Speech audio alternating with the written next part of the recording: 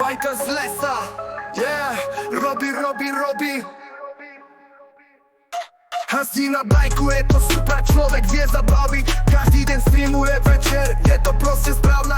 Pomáha a je frajer, ver mi, je to proste super. Dajte mu follow a lajky, on si to zaslúži, baví vás každý deň, je najlepší človek. Ale je tu jeden problém a to je buďo skurvený vyjebaný cigán, ale nebojte sa, biker ho zbije a nebude už hackovať kokot vyjebaný liberálny.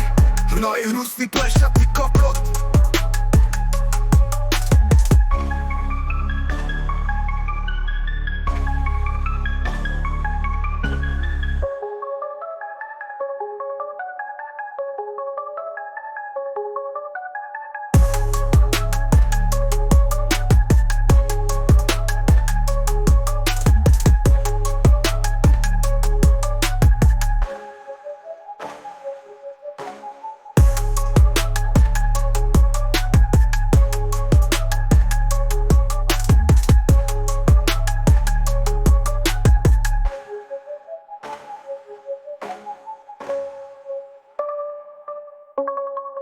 Biker z lesa, yeah, robi.